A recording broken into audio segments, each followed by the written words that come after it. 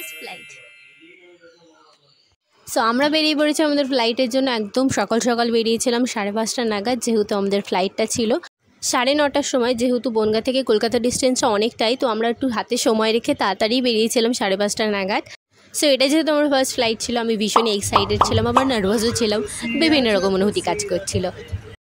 So আমরা প্রায় 6:30 নাগাদই এয়ারপোর্টে পৌঁছে গিয়েছিলাম, অনেকটাই তাড়াতাড়ি পৌঁছে গিয়েছিলাম। আমরা ভাবছিলাম হয়তো দেরি হবে, জ্যাম থাকবে, কিন্তু সেসব কিছুই ছিল না, তাই আমরা তাড়াতাড়ি পৌঁছে গিয়েছিলাম। তো ফার্স্টেই ওখানে এসে কটা ছবি তুলে নিলাম, আর চেকিং কমপ্লিট করে তারপর আমরা চলে এসেছিলাম একটু ওয়াশরুমে।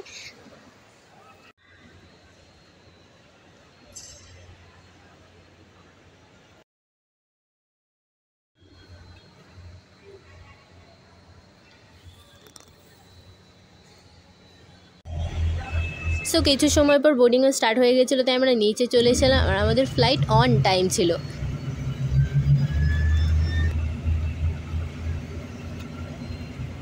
সো আমাদের কলকাতা থেকে ডাইরেক্ট আন্দামানের ফ্লাইট ছিল, আর আমাদের ছিল এয়ার ইন্ডিয়ার ফ্লাইট।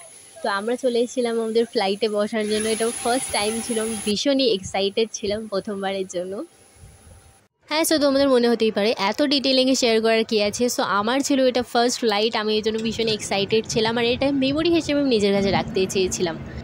সো যাই হোক, আমি তো উইন্ডো সিটে বসে ভীষণ ভিউটা এনজয় করেছি। সো দেখতে দেখতে আমরাও চলে এসেছিলাম আমাদের গন্তব্যস্থলে আন্দামানে।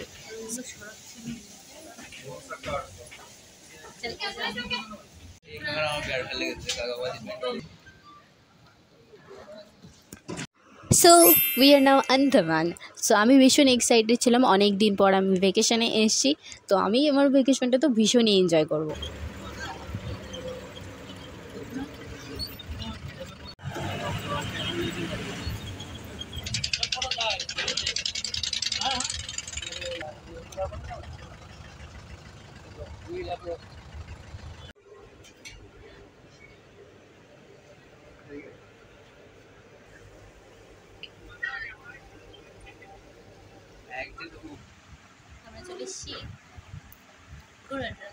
সো আজকে যেহেতু আমরা অনেকটাই জার্নি করে এসেছিলাম, তাই আজকের জন্য আমরা কোনো সাইট সিনই রাখিনি। আমরা জাস্ট দুপুরবেলা খেয়ে দিয়ে একটু আশেপাশেই ঘুরতে বেরিয়ে পড়েছিলাম নিজেদের মতো।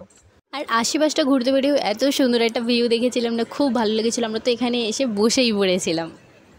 জাস্ট এই ভিউটা দেখো, খুবই ভালো লেগেছিলো, আমরা অনেক সময় বসেছিলাম। তো আজকের দিনটা এইভাবেই কাটিয়ে দিয়েছিলাম। আর সো আজকের কিছু ছবিও তোমাদের সাথে শেয়ার করে দিলাম। সো দেখা হচ্ছে নেক্সট ভিডিওতে, তার জন্য চ্যানেলটাকে এক্ষুনি সাবস্ক্রাইব করে নাও। Thanks for watching, by.